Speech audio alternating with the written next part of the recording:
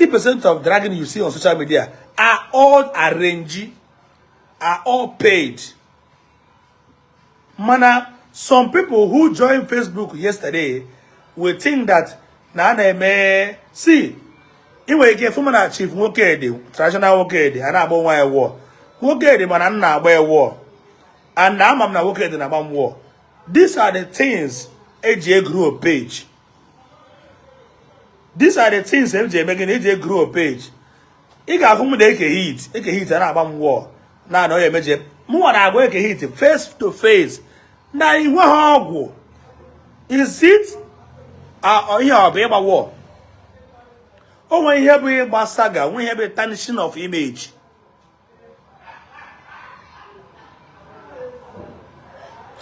Oh, when you people now, they have a war.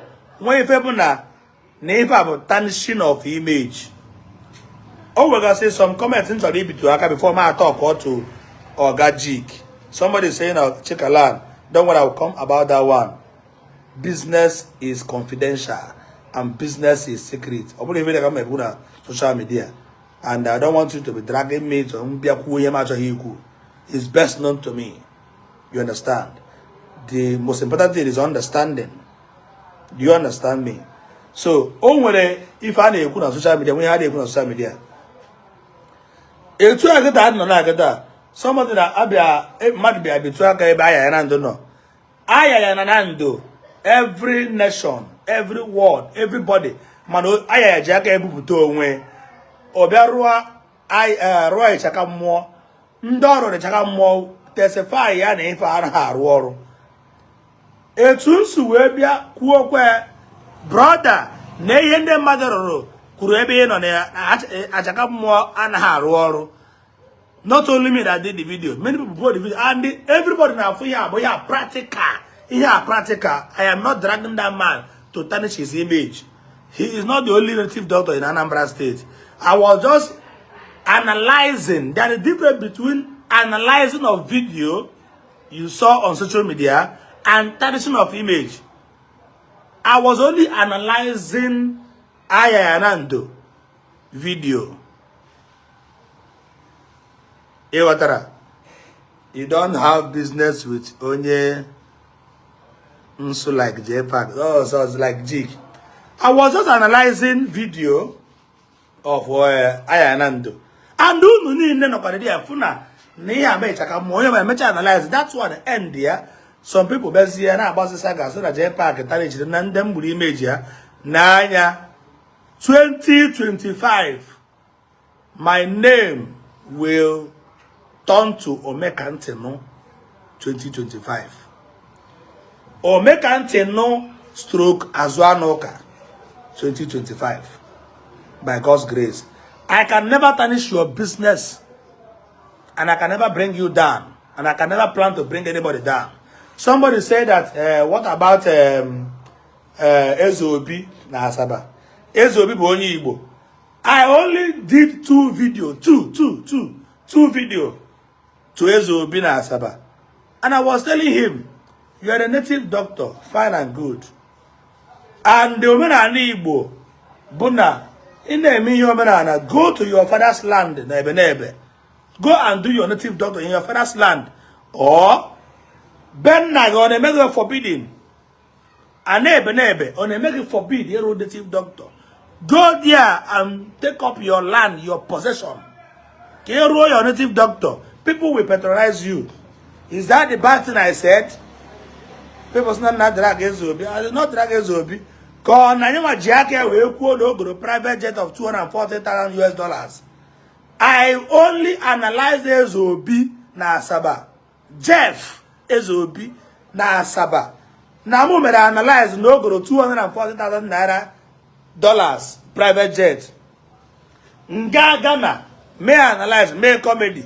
One we spend there so much money may arrest. Which the arrest did not last to 24 hours and still come out. So Keben Senator is image Ezobi. Negro private jet of $240,000. MC Shady Jewe make comedy. Everybody make comedy. Mezen Kim do to Noya Oya Parase Kam when I fall for not. Oya Parase ka abụ ya na-afụ ofu n'utu wee gwa gị sị gị na eziokwu na igoro private jet of 200. It's a glory to you. It's a kudos to you. It's an honor that the first native doctor that purchased private jet, even if no gwara no nke mere mmebi bụ a native doctor from Anambra State n'ebe. It's not drag it. I did not drag anybody. Heaven and earth knows that na na Okija dere eme dibia ịgba afa thunder gbae egbe igwe gbae gbalie enu ebuje enu na na teaching hospital na Nnewi. I was only analyzing the video. Why must you go to teaching hospital in Nnewi to treat yourself?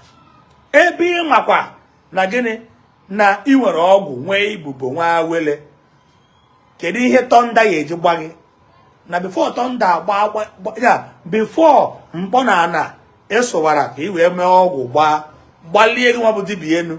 Na o nwere ihe imere. You cannot kill me with juju. And ye egbutewu with amụma. I used to tell people, ọ bụ na aga egbutewu Jpac okwu anya ọnụ with juju. Afọ don kpai just like Ada Jesus. Man ihe egbutewu m because gịnị? Ogajike mana mụ nwere ibubo. Ogajike mana nwere awele. Ogajike is my friend. Is my brother. My brother. But I was ashamed seeing Ogajike.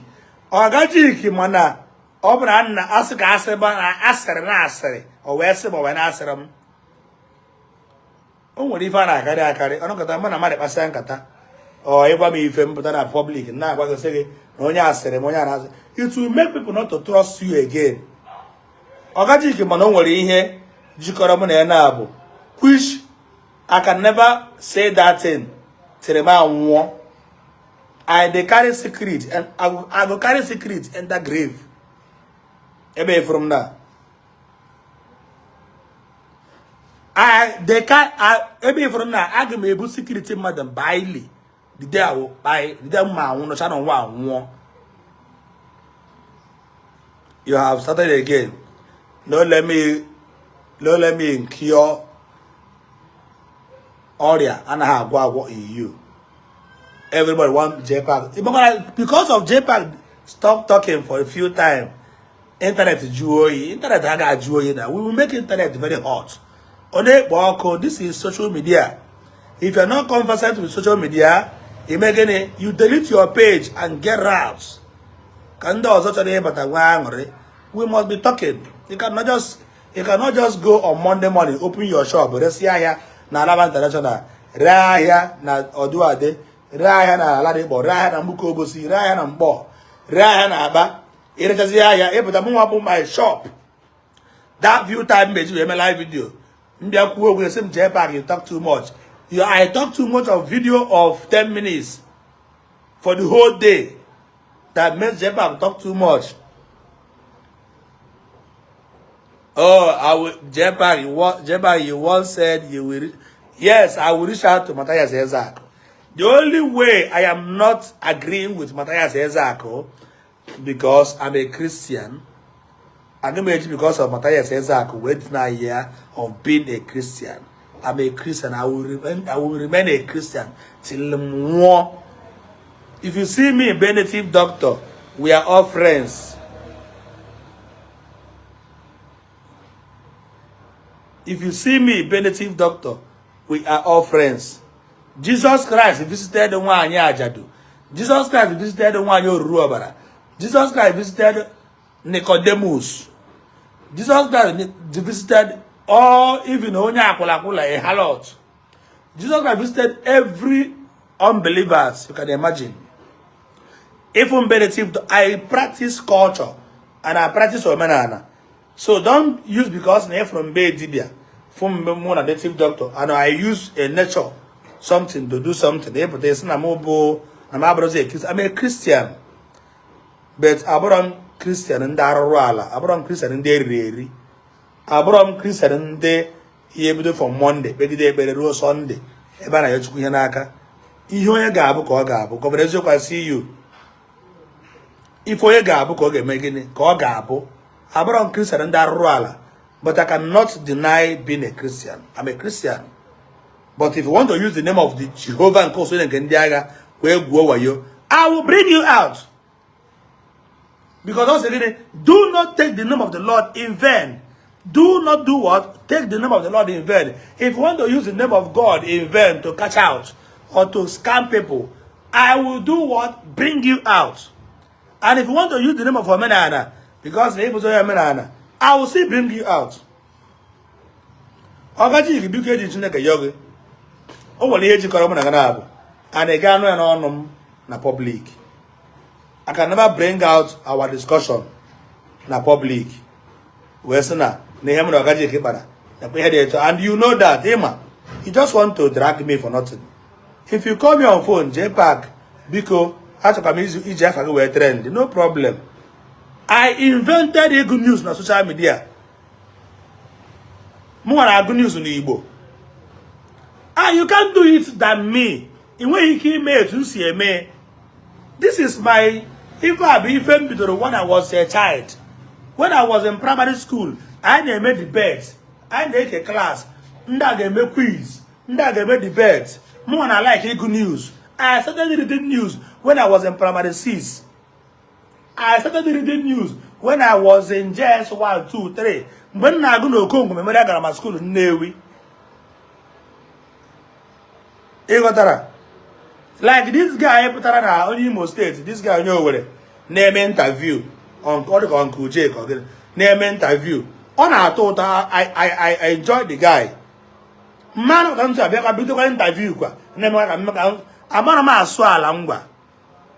Jawariazoku Olilaya Demo Olilanya Amana Maso Alangwa Amana Maso Alowere. So I cannot start mimicking this man on a amendment interview. He's doing well, and this is his time. He's trending. Mfuko nombe mma akpa na phone mo na na be omekwo mo interview jukwu ba ajuju Jpac told me Onaga social media is all about fun. If I could see that man number, only number that man, my like only number the man. Cause jukwu ba ajuju about Jpac told me. Jpac, is it true that only about nka? Jpac akparagin tu Jpac ara when meji ara ga n'ike. So all this I would like him to use his own voice to ask me that question. And I will be very, very glad. You know, Okongram, God bless you. 2005, Okong, grammar school. 2005, 2006, at school in Okong, 2005. Say, Mother Mabrozo Mazel. MC Bishop, if I see his number, I would like to call him. I'm enjoying his comedy. So, Mabena can make MC Bishop. Ogechi Okeke, he post ebe na mande dibia ni ọ na-aga viral. He will go your own fans. Ne post your video. Ne share your video. Jpac, you talk too much. Blessed is you. Chineke buogo ọnụ. You talk too much. Because na muna eme business. No go hide your face. You might hear berendebu na Christmas here. Here after Christmas yo. People are so people are so gifts. If ever ask Jpac, you talk too much. That Jpac that talk too much. How many bag of rice make them money? With that talking, with talking, just Nande Kuoku. Do you know how much I make while talking? When I was doing marketing for the GNLD, I'm that now you have to invest in your own career. You have to invest in yourself. You have to build yourself. I'm talking too much, fine. But you got how many me here go with only talking? Is it not high time you start talking your own? It's a advert. You know if you pay me for advert. I remember that about 200,000. Advert. Ask about the Ezoku now. Just na Governor Joko Batara aba na area. my live video one day. Now, do you know how much? You just be talking and talking. Come here, be an in here Sugari. I remember you for a good example that now Jpac are king of adverts. Ma about one blogger now. Na December. We an oku near advert now on it. Or Madam Maddy, Madam reach agreement. If you ever betray me, ma doing in say that I'm a Christian, near joker. I still believe in culture. Ma about one blogger now.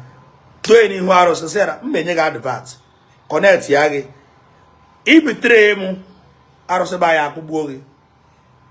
Because I cannot stop doing good and I cannot stop helping people. They don't help today. Now war. They are regretting inside them, within themselves. How they regret within themselves. Somebody like Orodo, Orodo, Orodo TV. On they regret because I blocked him, unfollowed him. Today, I will unblock him. I will work with him and promote him. Christmas is here. I'm a cameraman here, so no, me travel. Where they may editing. Using laptop, may editing. Teacher app. They may editing. And with them brand new camera. And with them Panasonic. And with them 4K Lumis. Actually, when I get some travel, I will pay him well. Just to use Facebook camera, video all my doings. All the work I made, video. I tell me the phone. I don't want to use phone because phone, quality of phone, the different from quality of camera.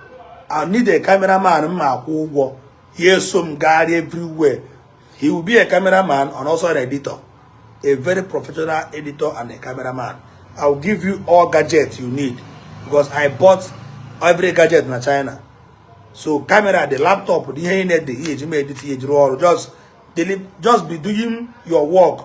They deliver more. They send them the phone. I will give you room. Only me cannot live in 3-bedroom apartment. Open a CSC Abia, ABC Begabia and Lagos. Open in Lagos, Abia, Enosia, Imecharamor, Charamor, Open Aurogaro in a week. Aroro 5 a day. In Aba, Bob and need a gabong, be him of a report. Anytime when you have months, one go and other incentives and other petty. Man, I take go Facebook. You cannot chop the money alone. Only me no go feel chop. It will Ogechi headache, Ogechi BP. Ogechi BP. Ofoya take moto. If I see somebody else on travel, just carry battery 4. And with everything in the camera. Oh, if you are one prize again, or Romanagana, Kwong, Surum, you know, Jimazi, Araco, before my enemy, oh, eventually he made this man, this guy, my own brand name, Mwelenye, for this guy, Igbo Channel. That name is my name, Igbo Channel TV. That name still remains my name. Tomorrow. I gave him that name. I gave him that Igbo Channel's name. He's just a follower. He doesn't know what is called page. He doesn't know what is called P-A-G-E or my page. He just a follower. I just saw his comment one day. Benede profile where chat say you resemble Jim Ike. Sorry, say you resemble Jim. That's all. Say you resemble Jim Ike. That's all. Well, see,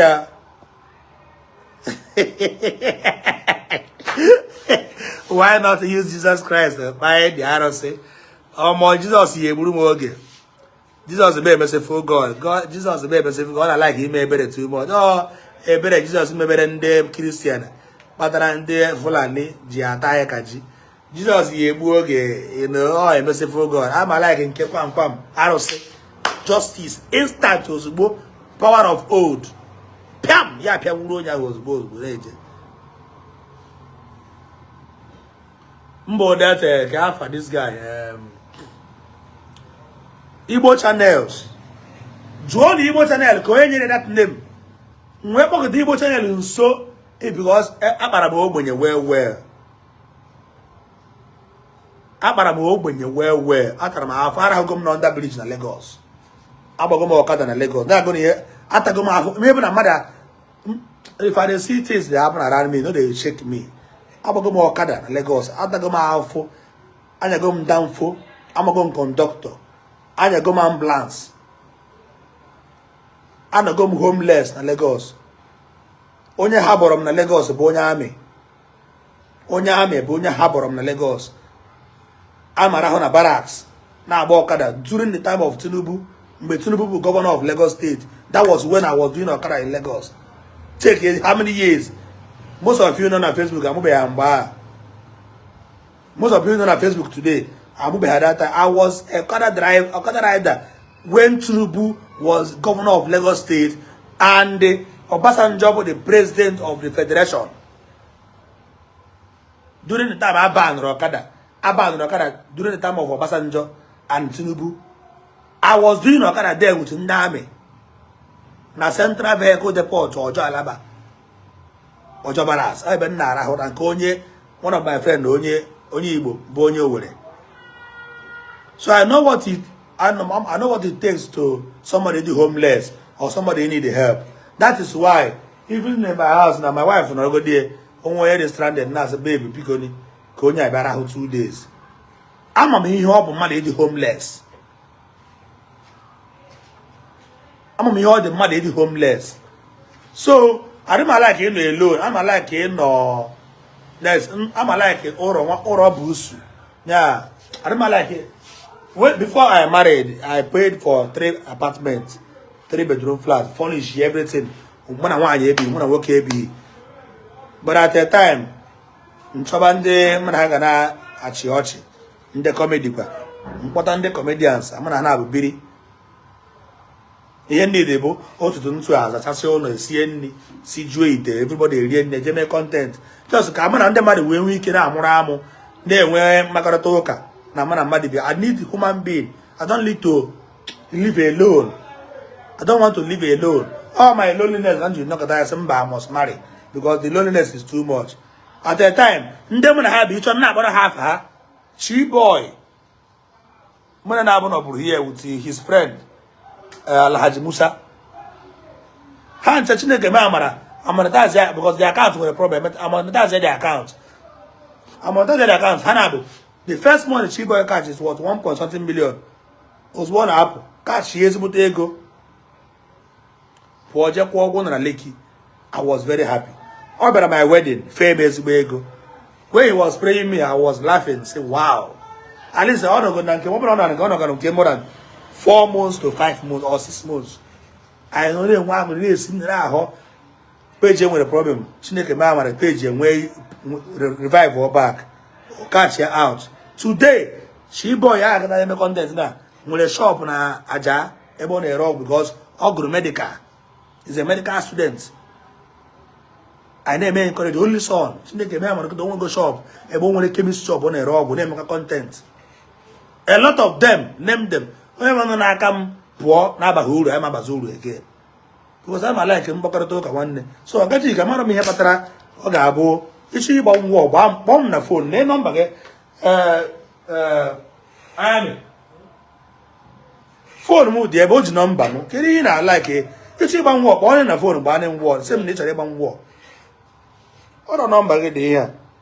Why is it? Why is it me here?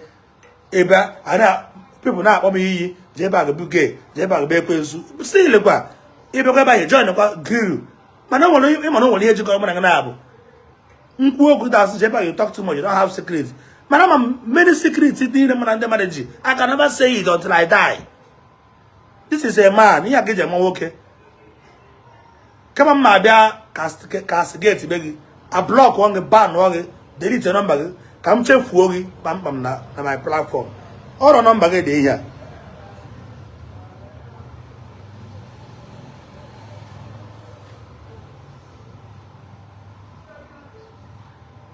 Ọrụ nọmba gị dị ihe Ogechi. Ọrụ nọmba gị dị ihe. Why can't you call me? Eh? Ichi ịgba war. Ewe ndị abacha ịgba nwa sị Jpac na achọrọ ịgba gị war. MCA1, I see you. Sorry, I did not greet you. My cash out admin. Now catching out for 2 years and now. Very big, my very good friend. Don't worry, by next week I owe you something. By next week, I have the member campaign of homecoming of MCA1. But when you were carry, you watch I didn't post here on Facebook. I don't conversation with Facebook because of Mbari Inugo, and I have to satisfy all my customers, people who give me money to advertise their products. Please and please, I will start your own. Nke free of charge because I'm na nwa hapu nwa hapu imere ga advert ya Ogechi Okeke kora ba sere send that page back chiera ara agba am. So MCA1, don't worry, I will do that for you, okay? But let it be weekend when you will be very, very much around.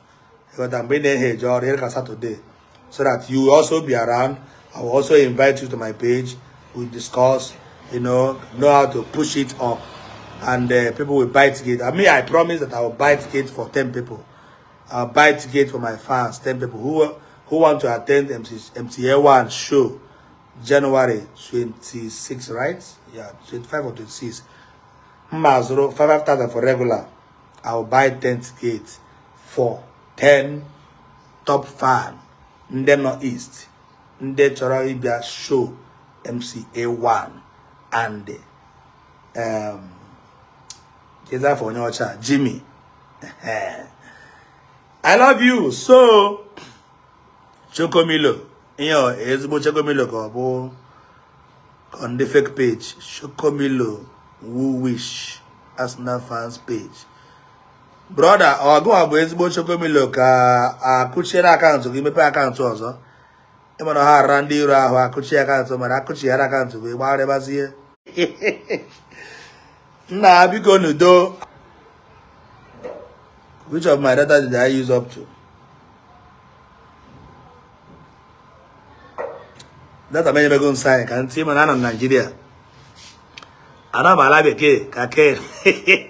Care is not my life care. And I am one and some that I is about to finish. I try my life to finish. I want to be coming.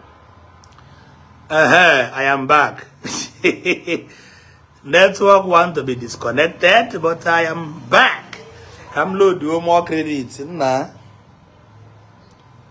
Somebody recharged my phone yesterday with 50,000 naira.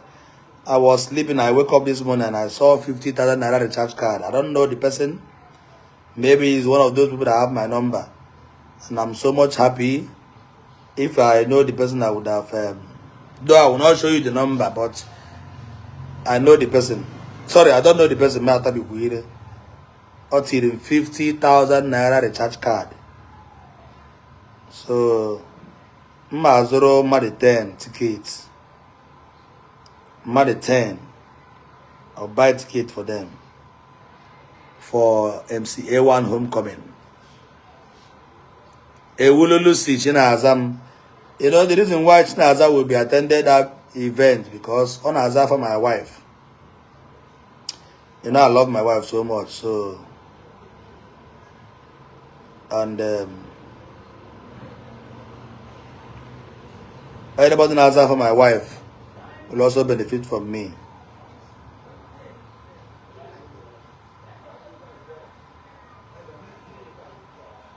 Because I'm a very good cameraman, though.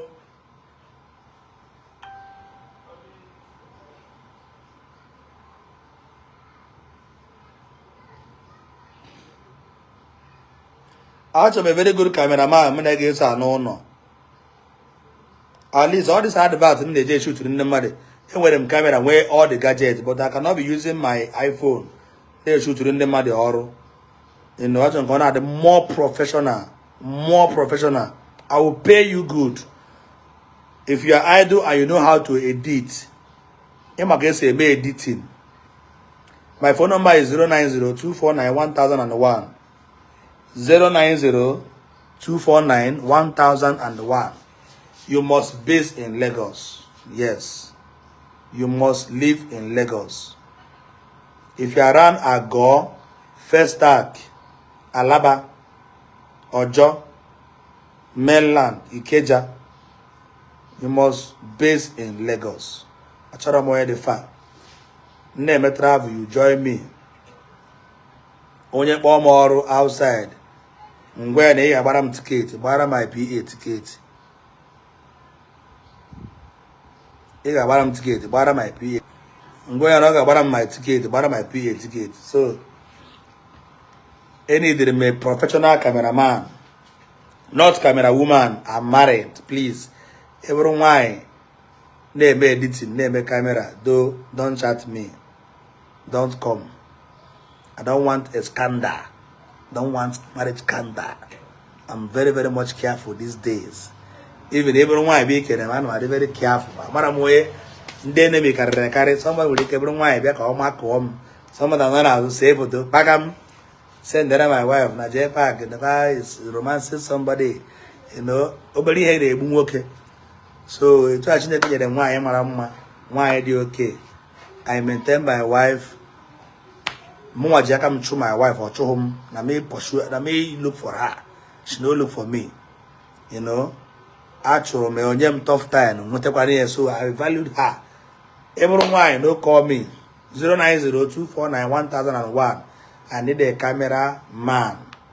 I will pay in that. Even if you are not reporting to my house every day, no problem. As long as na my concept I get shoot. Once I call you, make sure you report at that particular time. I'm gonna get report to her. At the end of the month, I will pay you. Not just that, I'll be giving you you know, I'm getting stinginess. I don't know stingy. If I have money, not 1,000, so you concentrate on that work. You must be a professional editor. Professional editor. Because anybody who will be editor will likewise know how to handle camera. So if you have the two knowledge, a cameraman and also an editor, good for you. I have 7th gen laptop. I have what it don't come with anything, just baraka bia. Do you understand me? Lagos preferably. You know, Ogajik, because agent Chuyogu, though literally drag him, or maybe somebody pay you to drag me. Remember, 918 IG in common, which I will not be coming to social media.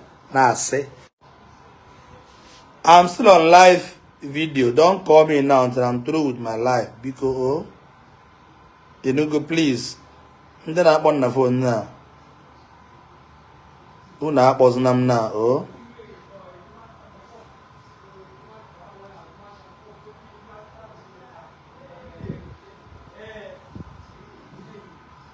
Onye jekwana n'ikpu nwa ọgaranya. Aka ntị dị n'ikpu nwa ọgaranya. Onye jekwana n'ikpu nwa ọgaranya. Wee. 2 by 2 na ọ dị n'ikpu nwa ọgaranya. Aka ntị dị n'ikpu nwa ọgaranya.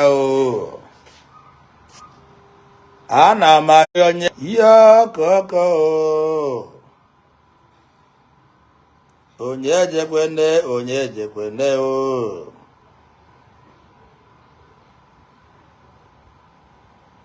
ejekwena n'ikpu nwa ọgaranya. Aka ntị dị n'ikpu nwa ọgaranya do.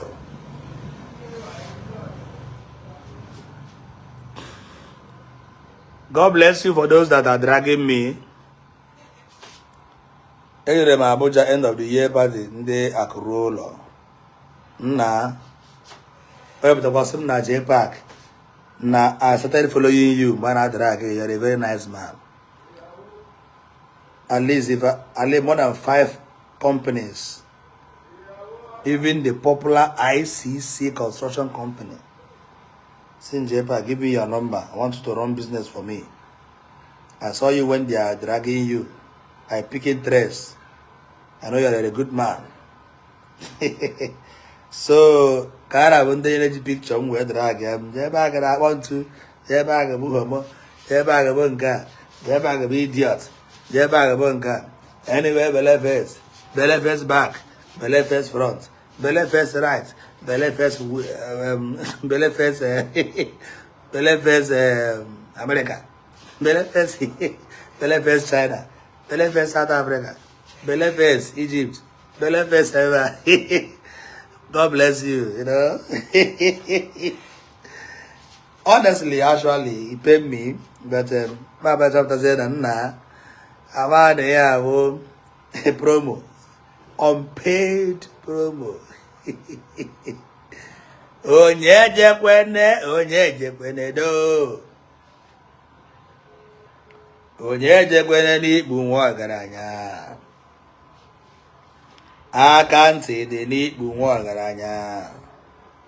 Onye jekwene n'ikpu nwa ọgaranya. Hello, Ogechi.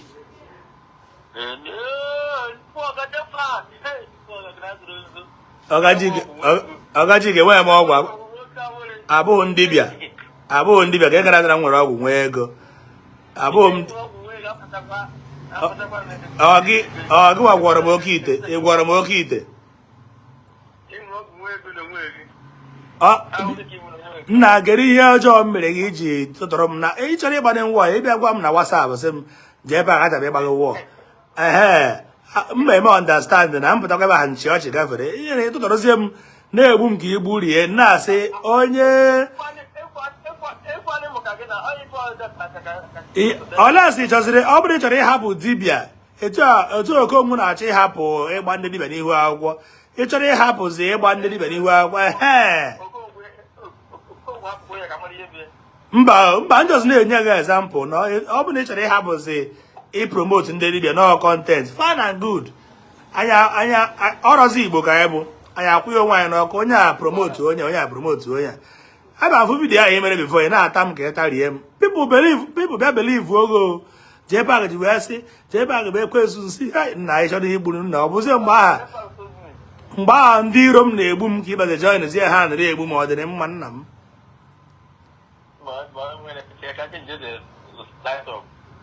mba dị ọ bụrụ nke this morning ka m na-ekwu mgbe mbụ enwe mgbe ahụ ọkpụ ọkụ n'ọnụ last week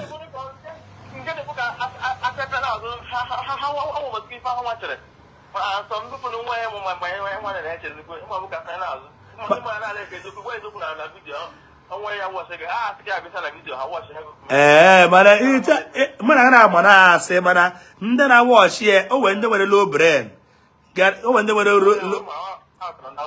nwere low brain abụ ha fara ozugbo ndị kpọrọ Jpac idiot Jpac idiot ọ kpọrọ ntu ya eziokwu ọ na-akpọ ntu ebe a weta pikchọ m tii na baby oil it ọga viral o nwere kacha viral mgbe ahụ ọtọ ụtọ mana ebe o nwere bụ different between ịgba war na tarnish image ịghọtara nche ịgba gị war gịta mmasị gị Ogechi ka inwe ha ọgwụ ihe a bụ war ịghọtara nzi gị nwe ọgwụ ịkụ ọgwụ ọ challenge war mana ịbịa kịta wee sị gị o nwere ebe tarnish image mana ịbịa kịta sị gị Ogechi na afụrụ m Okongwu ebe ọ na-ara nwunye gị ịmana nke a bụ imeji ntarnish and o nwere ike idie na-ejidewuhe iburu onye ike na mma chụgba Okongwu gwadata na-asị ịghọta eche ịgba wọk da masị gị inwe ha ọgwụ inwe ọgwụ kwụọ ọgwụ na igba okoko na-etu aka isi egbu imeji ndị mmadụ na-egbu karịa ndị mmadụ na-etu aka isi egbu a na-agwa na ịmara ndị ahịa a na-emebe agbụghị ọgwụ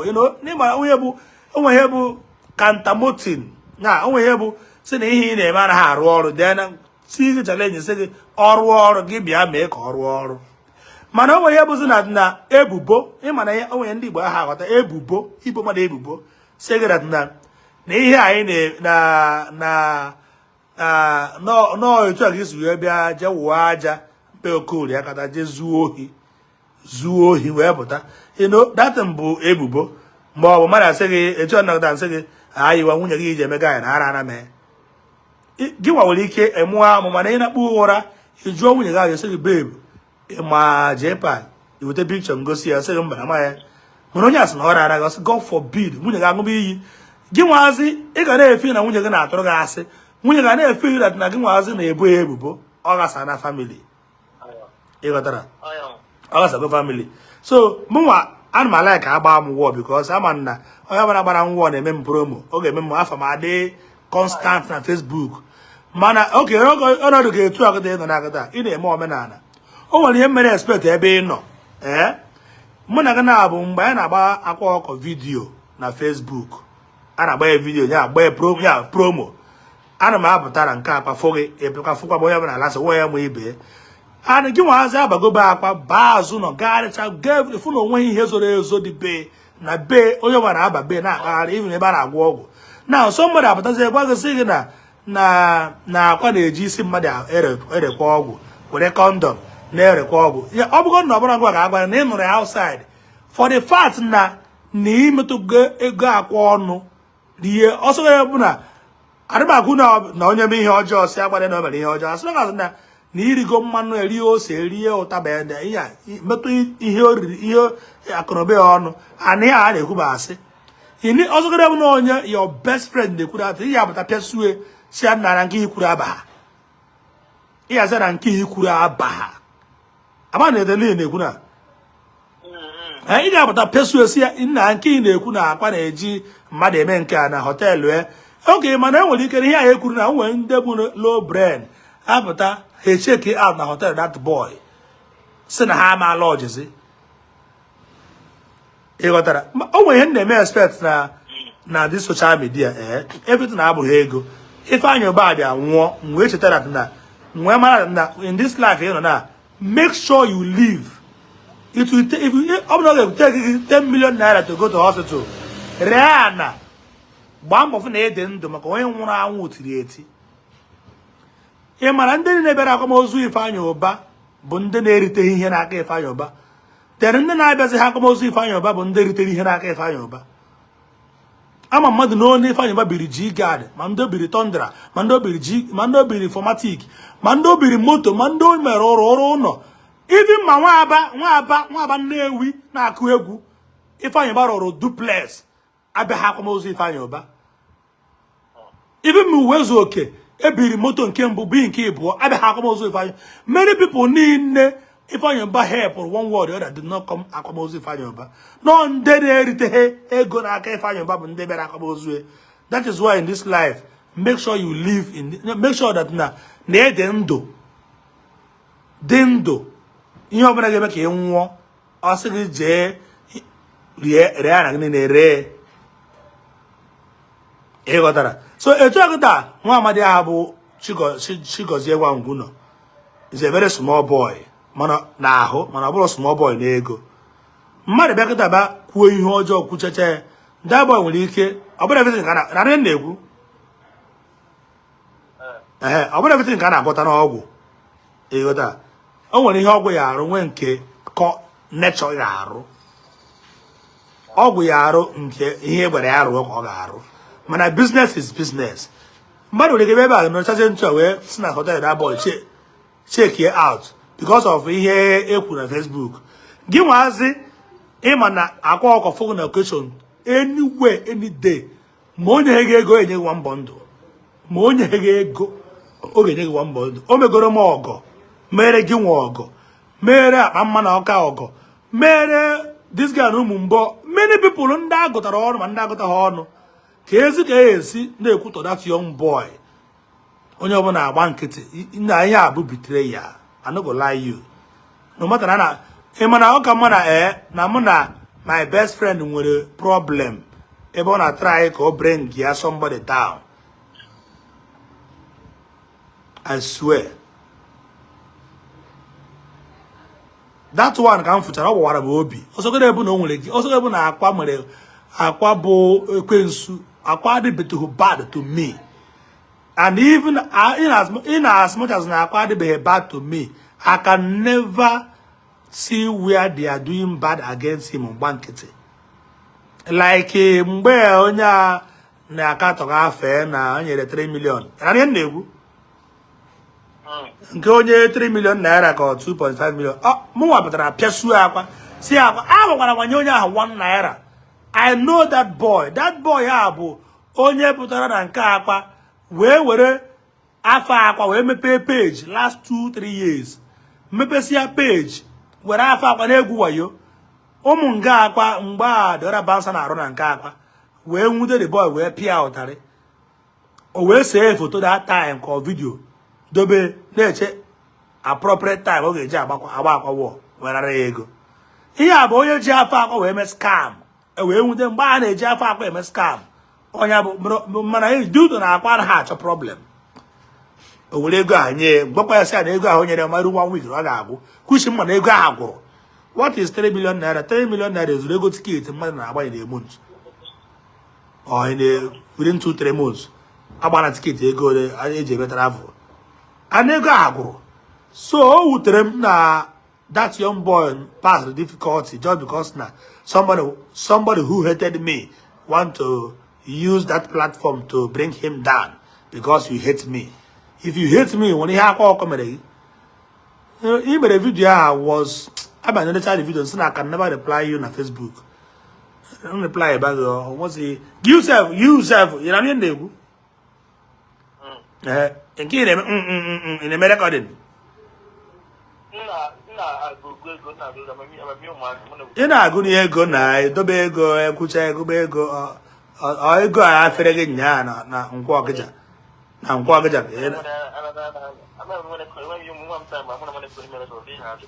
na so etu ọ dị na ọ na-abụ gị nwaazị mana o nwere ihe jikọrọ mụ na gị na-abụ gboo kwuchie mana mụ na gị na-agbagodo war threat n'onwe anyị gba war ma everything.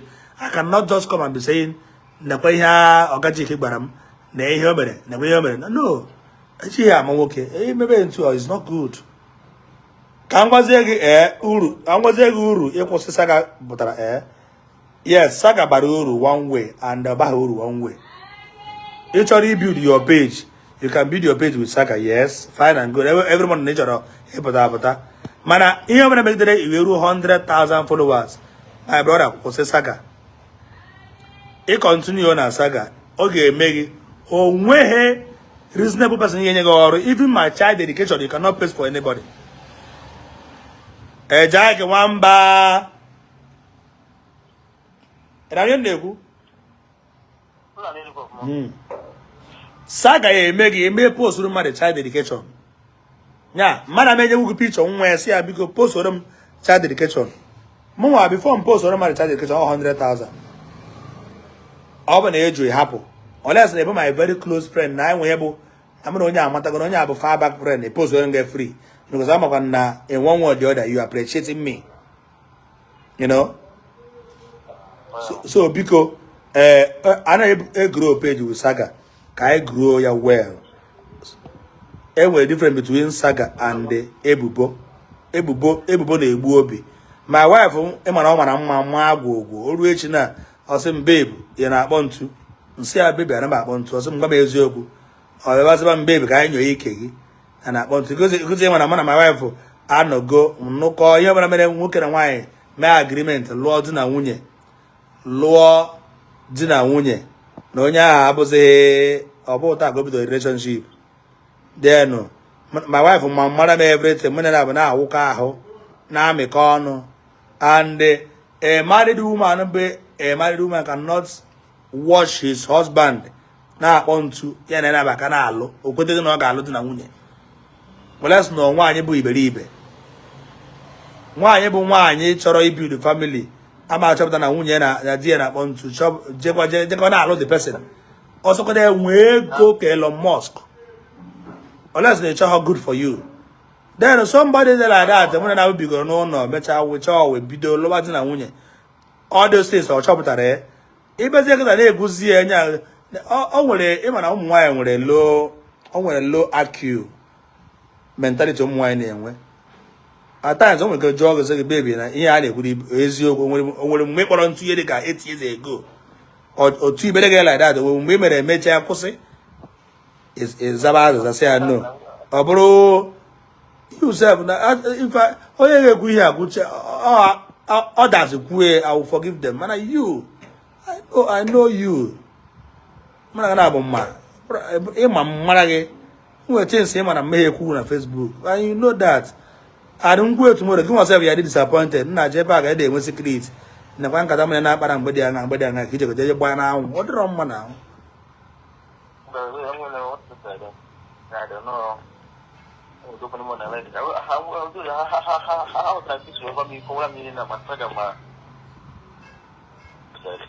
If I live video, say me invite, I will join you on live video. You know. Yeah, I can see.